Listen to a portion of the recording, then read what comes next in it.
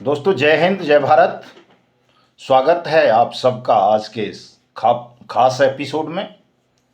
मैं आप सबसे अनुरोध करूंगा कि जिन साथियों ने अभी तक हमारे चैनल को सब्सक्राइब नहीं किया है वो इसे सब्सक्राइब जरूर कर लें, ताकि आपको घर बैठे अपडेट मिलती रहे।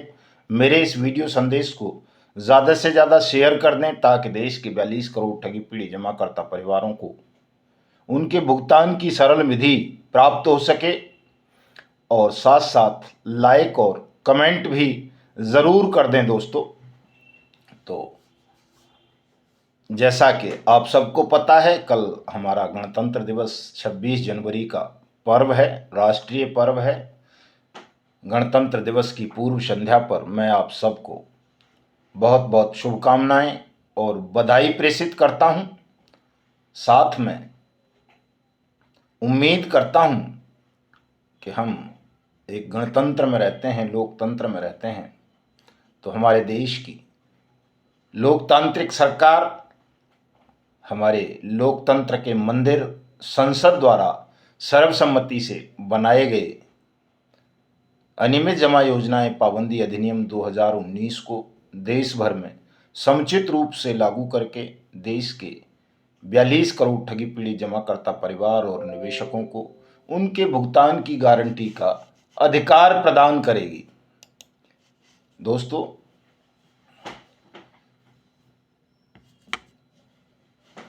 बहुत सारे लोग, संगठन जो केवल या तो यूट्यूबर हैं, जिन्हें अपनी व्यूज बढ़ाने होते हैं या सब्सक्राइबर बढ़ाने होते हैं, वो आपको तरह तरह से भ्रमित करते हैं। खास तौर से PACL पल्स और सहारा इंडिया समूह की फर्जी खबरें परोस परोस कर आपको इन सब से सावधान रहने की आवश्यकता है।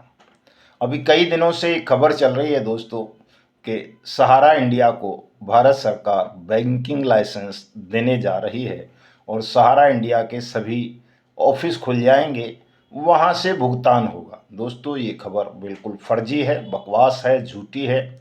ऐसा कुछ नहीं होने जा रहा, क्योंकि सहारा इंडिया परिवार की जो चारों multi state credit cooperative societies हैं, वो सभी डिफ़ॉल्टर घोषित कर दी गई हैं। इसलिए उनको बैंकिंग लाइसेंस नियमतः नहीं दिया जा सकता। हाँ, ये ज़रूर कर सकता है सहारा इंडिया परिवार सरकार में बैठे हुए बेईमान लोगों से मिलकर कि वो कोई नई multi state credit cooperative society बनाए और उसके,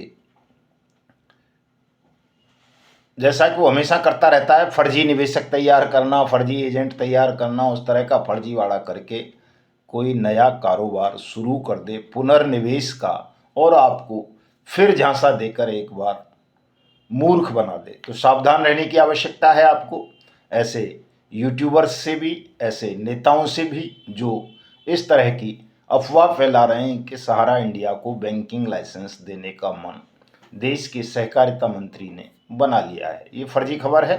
ऐसा कोई लाइसेंस उसको नहीं दिया जा रहा है। सहारा इंडिया समूह के जो 12-13 करोड़ निवेशक हैं, जो 12 लाख के करीब एजेंट साथी हैं, उनको इस खुशफहमी से बाहर आ जाना चाहिए और अपने अपने भुगतान के दावे अनियमित जमा योजनाएं पाबंदी कानून 2019, जो आपको भुगतान की गारंटी का अधिकार हमारी पार्लियामेंट ने दिया है, उसके अंतर्गत अपने अपने नज़दीकी क्षेत्रीय सक्षम या सहायक सक्षम अधिकारियों के यहाँ प्रस्तुत करने चाहिए, ताकि आपका भुगतान भी अनियमित जमा योजनाएं पाबंदी कानून 2019 के अंतर्गत हो सके। सहारा CRC पोर्टल को लेकर के भी बहुत सारी खबरें आपके समक्ष परोसी जाती हैं दोस्तों। कभी कि 10,000 देगा, 50,000 देगा, 1,00,000 देगा। ये सहारा CRC पोर्टल भी एक भ्रम है, ढोंग है, फर्जीवाड़ा है दोस्तों। भले ही उसमें सरकार का इन्वॉल्वमेंट हो, सरकार ने वो बनाया हो, सुप्रीम कोर्ट के आदेश पर बनाया हो, लेकिन उसके बावजूद भी वो विधि सम्मत नहीं है। वो एक आपको भ्रमित करने का छल है, हमारे संगठन की एकता को तोड़ने का षड्यंत्र है। इससे सावधान रहने की ज़रूरत है। आप सबको केवल और केवल अपने भुगतान के दावे अनियमित जमा योजनाएं पाबंदी कानून 2019 के अंतर्गत ही प्रस्तुत करने चाहिए, क्योंकि ये टाइम बाउंड एक्ट है। 180 दिन में आपकी जमा राशि का 2 से 3 गुना भुगतान करने की आपको गारंटी प्रदान करता है। लेकिन चूंकि आप लोग बहुतायत में अपने भुगतान के दावे ही प्रस्तुत नहीं कर रहे, तो जब दावा ही प्रस्तुत नहीं करोगे तो कौन आपका भुगतान करेगा। और जब आप भुगतान का दावा प्रस्तुत करेंगे सभी लोग, तो निश्चित रूप से सरकार को आपका भुगतान करना होगा। ये मेरा अपना अनुभव है, मैं अनुभव की बातें बताता हूँ दोस्तों। 1948 में न्यूनतम मजदूरी अधिनियम बनाया गया, यानी कि मजदूरों को एक जो सरकार दर घोषित करती है न्यूनतम मजदूरी की, उससे कम मजदूरी देना अपराध घोषित कर दिया गया। और यदि कोई नियोजक, मालिक, संस्थान अपने कर्मचारियों को, मजदूरों को न्यूनतम मजदूरी से कम मजदूरी देता है तो उसको 3 वर्ष की कैद, उसको अकेले को नहीं, जो भी उसमें मैनेजमेंट में शामिल हो सबको, उस कारोबार के में प्रत्येक को 3 वर्ष की सजा अलग अलग। साथ में उसकी जो न्यूनतम दर से मजदूरी कम थी उसका 10 गुना जुर्माना। यानी मान लो किसी की 100 रुपये मजदूरी थी और किसी नियोजक ने, मालिक ने, मैनेजमेंट ने आपको 50 रुपये दिए, तो जो आपका बाकी 50 रुपये है उसका 10 गुना जुर्माना, यानी 50 गुना 10 यानी 500 रुपये और वो आपको देगा। अगर नहीं देगा तो उसकी प्रॉपर्टी को कुर्क करके, नीलाम करके आपका पैसा दिया जाएगा। और साथ साथ जो भी उस कारोबार को संचालित करने वाले लोग रहेंगे उन सबको 3-3 वर्ष की सजा दी जाएगी। बहुत अच्छा क्रांतिकारी कानून था। लेकिन दोस्तों, चूंकि अज्ञानता थी, सब लोगों को कानून के विषय में पता नहीं था। आज भी करोड़ों मजदूर ऐसे हैं जिन्हें इस एक्ट के बारे में नहीं पता है। लोगों ने आवेदन ही नहीं किए तो कानून कहाँ से लागू होना था। लेकिन जब धीरे धीरे जागरूकता बढ़ी, लोगों ने आवेदन शुरू करने आरंभ किए और लोग उठ खड़े हुए, न्यूनतम मजदूरी अधिनियम 1948 के क्रियान्वयन के लिए, तो सरकारों को मजबूरन पूरे देश में ये कानून लागू करना पड़ा। और आज कोई भी नियोजक किसी को भी न्यूनतम मजदूरी दर से कम मजदूरी नहीं दे सकता, वेतन नहीं दे सकता, देता है तो उसके खिलाफ कार्रवाई होती है। यही स्थिति दोस्तों सेम हमारे इस अनियमित जमा योजनाएं पाबंदी कानून 2019 की है। आप लोग इसके तहत आवेदन नहीं कर रहे हैं, इसलिए सरकार भी संवेदनशील नहीं है। जब आप सब आवेदन करेंगे तो निश्चित रूप से आप सबका भुगतान होगा, आपकी जमा राशि का 2 से 3 गुना होगा। चूंकि इस एक्ट में यही लिखा हुआ है कि सरकार आपका 2 से 3 गुना पैसा वापस करेगी। 180 दिन में करेगी। 180 दिन का उसमें भी है, न्यूनतम मजदूरी अधिनियम में सेम एक्ट है ये और वो दोस्तों। उसमें 10 गुना था, यहाँ 2 से 3 गुना है। लेकिन इसमें एक चीज़ और अतिरिक्त है कि उसमें 3 साल की सजा थी, यहाँ 10 साल तक की सजा का प्रोविज़न है। और उन लोगों के खिलाफ भी है ये जो इस तरह की फर्जी कंपनीज या क्रेडिट कोऑपरेटिव सोसाइटी की स्कीम्स को प्रमोट करते हैं सेलिब्रिटीज़ लोग, और जो मीडिया संस्थान इनका विज्ञापन करते हैं उनके खिलाफ भी ये एक्ट है। इसलिए मेन स्ट्रीम मीडिया इस एक्ट को प्रचारित नहीं करता। सरकारों में भी चूंकि बेईमान लोग बैठे हुए हैं, सभी ने अपनी अपनी क्रेडिट कोऑपरेटिव सोसाइटीज़ बना रखी हैं या पॉन्जी स्कीम चलाने वाली कंपनी बना रखी हैं या उनमें अपने काले धन का निवेश कर रखा है। इसलिए वो भी प्रयास करते हैं कि इस एक्ट को दबा दिया जाए और तरह तरह के फर्जी संगठन बनवाकर, फर्जी मोर्चे बनवाकर वो आपकी भुगतान की गारंटी के अधिकार अधिनियम 2019 को लागू होने से, क्रियान्वित होने से रोक देना चाहते हैं। आप देख रहे होंगे एक ठग मोर्चा बना है नया, कह रहे संयुक्त निवेशक मोर्चा है। उसका एक नेता है टपका गैंग वाला, पहले हमारे साथ ही था वो धूर्त कहता है कि साहब अभी केंद्र सरकार ने यूपी सरकार को मंजूरी नहीं दी है अनियमित जमा योजनाएं पाबंदी कानून 2019 को राज्य में लागू करने की। दोस्तों 24 जनवरी का एक आदेश है डीएम सोनभद्र का। सब ऑर्डर है, वो ऑर्डर तो वो कमिश्नर मिर्ज़ापुर का है, उसी को उन्होंने अपने तहसीलदारों को प्रेषित किया है। उस ऑर्डर को उसे आप देखेंगे, मैं अपनी फेसबुक आईडी पर उसे लगा रहा हूँ मदन लाल आज़ाद पर, वहाँ जा कर के देख लेना और उसे फॉलो भी कर लेना आप, ताकि आपको ठीक से जानकारी मिल सके। जिसमें डीएम ने 3 दिन के अंदर अंदर अनियमित जमा योजनाएं पाबंदी कानून 2019 के अंतर्गत प्राप्त तहसील के आवेदनों को अपने यहाँ मंगाया है और भुगतान की कार्रवाई आरंभ करने का आदेश दिया है उस धूर्त टपका को। पूछो, अनपढ़ है, गंवार है आप लोग, लेकिन दुर्भाग्य है देश का और आपका भी कि आप ऐसे गंवार लोगों की लफाजी में भी आ जाते हैं और चीज़ों को वेरीफाई नहीं करते खुद से। तो उसको पूछना, कोई साथी पूछ सके तो, कि ये डीएम पागल है या कमिश्नर मिर्ज़ापुर पागल है या कमिश्नर वाराणसी पागल है या कमिश्नर मुरादाबाद पागल है या कमिश्नर गोरखपुर पागल है, जो बर्ड्स एक्ट के तहत आदेश कर रहे हैं। एडीएम मेरठ ने तो बल्क में बहुत सारे नोटिस और सम्मन इशू कर दिए हैं अभी 23 जनवरी को सैकड़ों की तादाद में ठग कंपनीज और ठग क्रेडिट कोऑपरेटिव सोसाइटीज़ के खिलाफ, और एक मामले में प्रोसीडिंग करते हुए एक्स पार्टी आदेश भी पारित कर दिया है अनियमित जमा योजनाएं पाबंदी कानून 2019 के अंतर्गत। तो जब ये मैंने जितने भी नाम आपको गिनवाए वो सब उत्तर प्रदेश के ही हैं, सब लेटर हैं बाकायदा, ऐसा नहीं कि कोई हवा में तीर मार रहे हों, आप देख सकते हैं, वेरीफाई कर सकते हैं। तो जब अगर नियमावली को मंजूरी नहीं दी गई होती तो ये अधिकारी इतने बड़े बड़े जो आईएएस ऑफिसर हैं, जिला चला रहे हैं, कोई कमिश्नरी चला रहा है, वो ऐसे आदेश क्यों करते? ये सोचने वाली बात है दोस्तों। और एक्ट केंद्र सरकार ने बना दिया है तो उसको केंद्र से मंजूरी लेने की ज़रूरत नहीं है किसी को भी, केवल केंद्र को अंडरटेकिंग भेजनी होती है कि हमने अपने स्टेट में इसको इम्प्लीमेंट कर दिया है, इनको सक्षम अधिकारी बनाया है, इनको सहायक सक्षम अधिकारी बनाया है, इनको फास्ट ट्रैक कोर्ट नामित किया है और ये नोडल ऑफिसर्स हैं। ये इन्फॉर्मेशन अंडरटेकिंग वचन पत्र एक स्टेट गवर्नमेंट को सेंट्रल को देना होता है, न कि सेंटर से कोई मंजूरी लेनी होती है, क्योंकि सेंट्रल तो पहले ही ऑलरेडी कानून बना चुका है और तमाम राज्यों को डायरेक्शन दे चुका है कि आप इस एक्ट के अंतर्गत सक्षम सहायक सक्षम अधिकारी नियुक्त करें, नोडल एजेंसी बनाएं, फास्ट ट्रैक कोर्ट बनाएं और पीड़ितों से भुगतान के आवेदन लेकर उनको जमा राशि का 2 से 3 गुना भुगतान 180 दिन में करें। ये सेंट्रल के सीधे सीधे आदेश हैं सेंट्रल गवर्नमेंट के, और वो धूर्त कहता है आपको गुमराह करने के लिए, आपको डराने के लिए, ताकि आपसे कुछ धन वसूल सके, कि इसको केंद्र ने अभी नियमावली को मंजूरी नहीं दी है राज्य सरकार की को। तो ऐसे धूर्तों से भी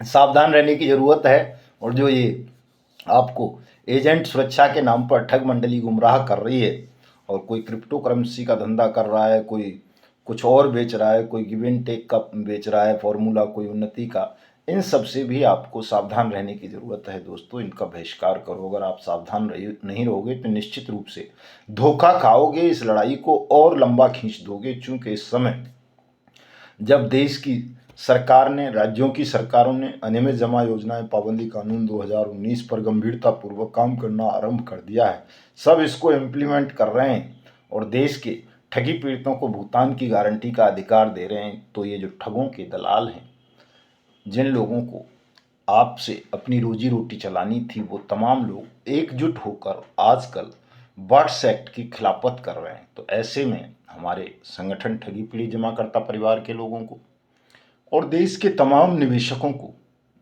ठगी पीड़ितों को एकजुट होने की, जागरूक होने की बहुत आवश्यकता है दोस्तों। अगर आप जागरूक नहीं हुए, एकजुट नहीं हुए, तो ये जो टपका लपका गैंग है, जो कोई जन आंदोलन की बात करता है, कोई संयुक्त निवेशक मोर्चा बनाने की बात कर रहा है, कोई सेबी की बात कर रहा है, कोई सुप्रीम कोर्ट की बात कर रहा है और बर्ड्स एक्ट का विरोध करते हैं या उसको नेगलेक्ट कर रहे हैं भुगतान की गारंटी के अधिकार को, वो निश्चित रूप से आपके शत्रु हैं, आपका भुगतान नहीं होने देना चाहते और इस कानून को डंप करवा देना चाहते हैं, जो असंभव सा काम है। वैसे होगा नहीं, चूँकि इनकी सामर्थ्य हम जानते हैं। देख लेंगे, जुम्मा जुम्मा कहते हैं 4 दिन शेष हैं, 2 फरवरी से वो जन आंदोलन भी देख लेंगे, 16 फरवरी का आंदोलन भी देख लेंगे कि कितना बड़ा आंदोलन ये धूर्त कर पाएंगे। चूँकि ये मुझे लग रहा है जो अध्यक्ष हैं इन संगठनों के, वही एक साथ नहीं बैठ पाएंगे। जनता को लाना तो बड़ी बात है। तो इन सबसे सावधान रहने की आवश्यकता है और सत्य को समझने की आवश्यकता है कि सत्य क्या है और किस मार्ग से आपका डूबा हुआ पैसा आपको मिल सकता है दोस्तों। तो कल हम जयपुर के मुख्यमंत्री से मिले थे, उनके घर पर जाकर, ओटीएस में, जयपुर में, और वहाँ हमने उनको अपने हाथ से, हमारे तमाम साथी थे, सब ने ज्ञापन सौंपा अनियमित जमा योजनाएं पाबंदी कानून 2019 को राजस्थान में क्रियान्वित करने के लिए। चूँकि वहाँ पुरानी सरकार ने उसको क्रियान्वित नहीं किया था, इसलिए राजस्थान में भुगतान पटलों की स्थापना नहीं हो सकी और वहाँ भुगतान भी आरंभ नहीं हुआ। मुख्यमंत्री जी ने हमको आश्वस्त किया है कि वो जल्दी ही अपनी कैबिनेट बैठक में इस प्रस्ताव को रखेंगे और अनियमित जमा योजनाएं पाबंदी कानून 2019 को राजस्थान में लागू करके राजस्थान के ठगी पीड़ितों का भुगतान सुनिश्चित कराएंगे दोस्तों। अभी इसमें हालांकि एक मीटिंग के लिए, और उन्होंने कहा है कि जो उनके सेक्रेटरी हैं आईएएस ऑफिसर, उनके साथ हमें बैठ करके पूरा विस्तार से एक्ट को उन्हें समझाना है और हम क्या चाहते हैं, कैसे चाहते हैं, वो चीज़ें बतानी हैं। तो बड़ी अच्छी तरह से हम वहाँ जाएंगे, अपनी बात उनके अधिकारियों को समझाएंगे और कानून का क्रियान्वयन राजस्थान में भी सुनिश्चित कराएंगे दोस्तों। हमारे और साथियों ने भी कल राजस्थान में अपने अपने जिलाधिकारियों के माध्यम से ज्ञापन दिए थे, उन सबका बहुत बहुत धन्यवाद। इसी तरह से एक्टिव रहा करें तमाम साथी दोस्तों। और साथियों, एक और अच्छी खबर देश में कल सुनने को मिली कि हिंदुस्तान के पहले जननायक बिहार के मुख्यमंत्री कर्पूरी ठाकुर साहब को सेंट्रल गवर्नमेंट कल 26 जनवरी के दिन भारत रत्न देने जा रही है। बहुत पुरानी मांग थी, लोगों की बड़ी आकांक्षा थी। कर्पूरी ठाकुर जैसा व्यक्तित्व बिरला ही सदियों में, युगों युगों में जन्म लेते हैं, वो भी एक अपना इकबाल छोड़ करके दुनिया में गए। एक नई राजनीति, ईमानदार राजनीति, स्वच्छता की राजनीति को उन्होंने जन्म दिया और एक ऐसे प्रशासक के तौर पर हिंदुस्तान में जाने गए जिन्होंने बड़ी ईमानदारी और सिद्धांतों के साथ राजनीति की, शासन किया और उस दौर में भी लोगों को राहत प्रदान की जब एक तरह से कहें तो नक्सली दौर था, कानून का शासन लोग मानते नहीं थे। तो कर्पूरी ठाकुर साहब को भारत रत्न देने की घोषणा पर हम उनके परिजनों को, देश के लोगों को बधाई देते हैं और सरकार का भी आभार व्यक्त करते हैं कि उसने देर से ही सही लेकिन एक अच्छा निर्णय लिया। कर्पूरी ठाकुर जैसे महान लोगों का सम्मान शासन को करना ही चाहिए, क्योंकि यही लोकतंत्र का आधार है दोस्तों। तो साथियों, 30 जनवरी 2024 को सुबह 11 बजे हम जंतर मंतर पर अनियमित जमा योजनाएं पाबंदी कानून 2019 को लागू करने के संदर्भ में भारत सरकार को, माननीय प्रधानमंत्री नरेंद्र मोदी जी को धन्यवाद ज्ञापित करने जा रहे हैं, उनका आभार व्यक्त करने जा रहे हैं। पूरे देश में भी हमारे ये कार्यक्रम 30 जनवरी को ही होंगे। आप सबको इन तमाम कार्यक्रमों में बढ़ चढ़ करके भाग लेना है दोस्तों। और तमाम साथियों से मैं अनुरोध करूंगा कि जो भी साथी हमारे ठगी पीढ़ी जमाकर्ता परिवार से जुड़े हुए हैं, all India backboard taxi union से जुड़े हुए हैं, या जो सामान्य निवेशक हैं और हमारे आंदोलन से सहानुभूति रखते हैं और उन्हें लगता है कि हमारा आंदोलन, हमारा संगठन, हम उनके लिए कुछ बेहतर काम कर रहे हैं, उन्हें अपना समय दे रहे हैं, उनके यहाँ आ आकर, जा जाकर उनका काम करा रहे हैं, उनको राहत प्रदान करा रहे हैं, सुरक्षा प्रदान करा रहे हैं, उनके भुगतान की वापसी का मार्ग बना रहे हैं, तो उन तमाम साथियों को हमें आर्थिक रूप से भी सहयोग करना चाहिए। जो भी हो सके अपनी क्षमता के हिसाब से। मैं अपना फ़ोनपे, गूगल पे, पेटीएम का नंबर, यूपीआई का डिस्क्रिप्शन में दूंगा, वहाँ से ले सकते हैं। वैसे लिख भी ले, 9560479048, इस नंबर पर आप अपना आर्थिक सहयोग भेज सकते हैं। आपका बहुत बहुत आभार रहेगा, धन्यवाद रहेगा यदि आप आर्थिक रूप से सहयोग करेंगे। तो नहीं भी करेंगे तो कोई बात नहीं है, घबराना नहीं है। आपके लिए आपके भुगतान की गारंटी का अधिकार लागू करवा दिया गया है। तो जय हिंद, जय भारत दोस्तों।